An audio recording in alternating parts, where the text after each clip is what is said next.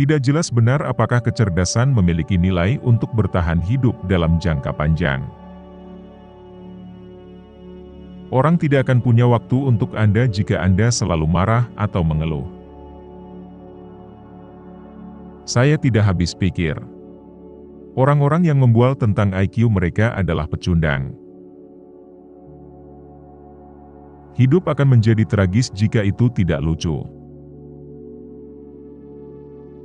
Jadi saat seseorang mengeluh bahwa Anda telah melakukan kesalahan, katakan padanya bahwa mungkin menjadi hal yang baik. Karena tanpa ketidaksempurnaan, Anda maupun saya tidak akan ada. Kecerdasan adalah kemampuan untuk beradaptasi dengan perubahan. Bagaimanapun sulitnya hidup, selalu ada sesuatu yang dapat Anda lakukan dan berhasil padanya.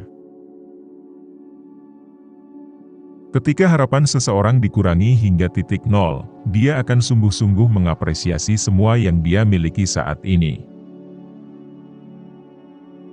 Perempuan. Mereka adalah misteri yang lengkap. Sebagai ilmuwan, kami melangkah di atas pundak sains, membangun karya yang telah datang sebelum kami, yang bertujuan untuk mengilhami generasi baru ilmuwan muda untuk melanjutkan setelah kami pergi. Mengapa kita di sini? Dari mana kita berasal? Secara tradisional, ini adalah pertanyaan untuk filsafat, tetapi filsafat sudah mati. Orang yang membanggakan tentang IQ adalah pecundang. Seseorang tidak dapat berdebat dengan teori matematika. Bumi mungkin suatu hari nanti menyerupai planet Venus. Yang ingin saya kendalikan bukanlah mesin, tetapi orang. Jika Anda percaya pada ilmu pengetahuan, seperti yang saya lakukan, Anda percaya bahwa ada hukum tertentu yang selalu dipatuhi. Tidak hanya Tuhan yang bermain dadu, tapi Dia terkadang melempar mereka di tempat yang tidak bisa dilihat. Bahkan jika ternyata perjalanan waktu itu mustahil, penting bagi kita untuk memahami mengapa itu tidak mungkin. Lihatlah bintang-bintang dan jangan lihat ke bawah di kaki Anda. Cobalah untuk memahami apa yang Anda lihat, dan tanyakan tentang apa yang membuat alam semesta ada. Persamaan hanyalah bagian yang membosankan dari matematika. Saya mencoba untuk melihat hal-hal dalam hal geometri. Saya pikir kita memiliki peluang bagus untuk bertahan cukup lama untuk menjajah tata surya. Saya tidak berpikir umat manusia akan bertahan hidup 1000 tahun mendatang, kecuali kita menyebar keluar angkasa. Dalam dunia yang berada dalam kekacauan politik, sosial dan lingkungan, bagaimana ras manusia dapat bertahan 100 tahun lagi? Menjaga pikiran yang aktif sangat penting bagi keberlangsungan hidup saya, seperti menjaga rasa humor. Saya pikir virus komputer harus dihitung sebagai kehidupan. Saya pikir itu mengatakan sesuatu tentang sifat manusia bahwa satu-satunya bentuk kehidupan yang kita ciptakan sejauh ini adalah murni merusak. Kami telah menciptakan kehidupan dalam citra kami sendiri. Tak satu pun yang bisa menolak ide dari seorang jenius yang lumpuh. Ada alasan untuk optimisme yang berhati-hati bahwa kita sekarang mungkin mendekati akhir dari pencarian hukum-hukum alam tertinggi. Bekerja memberi Anda makna dan tujuan, hidup kosong tanpa itu. Ilmu pengetahuan dapat mengangkat orang keluar dari kemiskinan dan menyembuhkan penyakit. Itu, pada gilirannya, akan mengurangi kerusuhan sipil. Kecerdasan adalah kemampuan untuk beradaptasi dengan perubahan.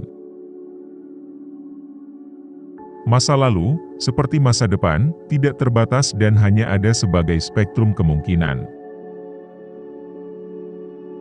Pencapaian terbesar umat manusia terjadi dengan berbicara, dan kegagalan terbesarnya adalah dengan tidak berbicara.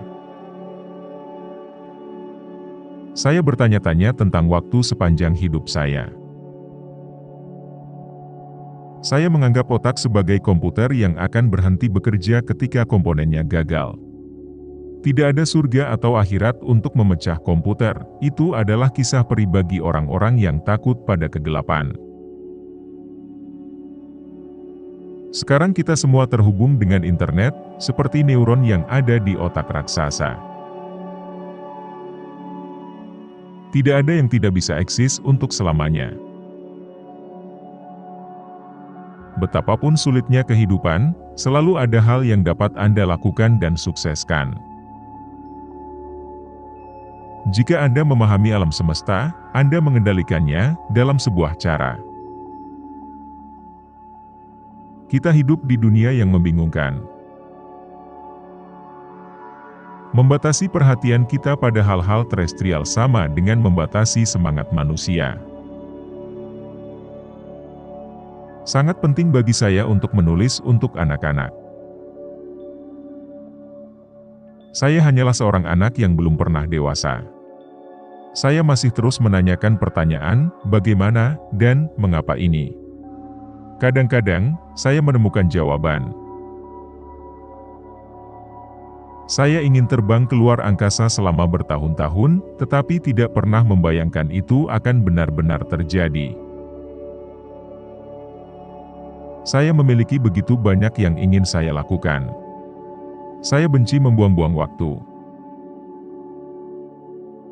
Saya perhatikan bahwa bahkan orang yang mengklaim semuanya sudah ditentukan sebelumnya dan bahwa kita tidak dapat melakukan apapun untuk mengubahnya, lihatlah sebelum mereka menyeberang jalan.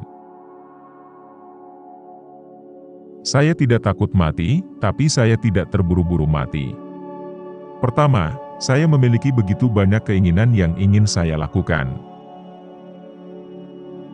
Tidak ada gambaran unik tentang realitas. Harapan saya berkurang menjadi 0 ketika saya berusia 21 tahun. Segala sesuatu sejak saat itu telah menjadi bonus.